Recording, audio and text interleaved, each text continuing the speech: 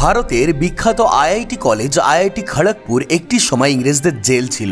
হ্যাঁ, শুনতে অবাক লাগলো, এটি একটি সত্য ঘটনা। সালটা 1930। সে সময় ভারতের স্বাধীনতা আন্দোলন তীব্র আকার ধারণ করে। বিশেষ করে বঙ্গভঙ্গ আন্দোলন, স্বদেশী আন্দোলন এবং বিপ্লবী সংগঠনগুলির কর্মকাণ্ড ব্রিটিশ শাসকদেরকে চিন্তিত করে তোলে। বাঙালি বিপ্লবীরা স্বদেশ মুক্তির জন্য মহা বিপ্লব শুরু করে, যার ফলে ব্রিটিশ শাসন চেয়েছিল এই বিপ্লবীদেরকে বিনা বিচারে কারাগারে বন্দী করবে। কিন্তু এত মানুষদেরকে রাখবে কোথায়? তাই ব্রিটিশরা তৈরি করে হিজলি ডিটেনশন ক্যাম্প। এই ক্যাম্পের কঠোর নিয়ম, অমানবিক নির্যাতন এবং বন্দীদের দুরবস্থা নিয়ে দেশ জুড়ে প্রতিবাদ শুরু হয়। 1931 সালের 15ই সেপ্টেম্বর এই ডিটেনশন ক্যাম্প থেকে 3 জন ডিটেইনি পালিয়ে যান, যার ফলে তার পরদিন অর্থাৎ 16ই সেপ্টেম্বর ব্রিটিশ অফিসার্সরা ক্যাম্পে ঢোকেন এবং এলো পাথাড়ি গুলি চালান, যার ফলে দুজন বাঙালি, প্রথম জন তারকেশ্বর দত্ত এবং দ্বিতীয় জন সন্তোষ কুমার মিত্র শহীদ হন। এবং এই ঘটনাটি সারা দেশব্যাপী প্রবল ক্ষোভের সৃষ্টি করে। 1947 সালে ভারত স্বাধীন হওয়ার পর হিজলি ক্যাম্প বন্ধ করে দেওয়া হয়। এরপর ভারতের প্রধানমন্ত্রী জওহরলাল নেহরুর উদ্যোগে ডক্টর হুমায়ুন কবির এবং ডক্টর বিসি রায় হিজলি ক্যাম্পের পরিত্যক্ত ভবনকে ভারতের প্রথম প্রযুক্তি প্রতিষ্ঠানে রূপ দেয়। এবং এভাবেই 1951 সালের 18 আগস্ট হিজলি ডিটেনশন ক্যাম্পের সেই ভবনেই প্রতিষ্ঠিত হয় Indian institute of technology Kharagpur.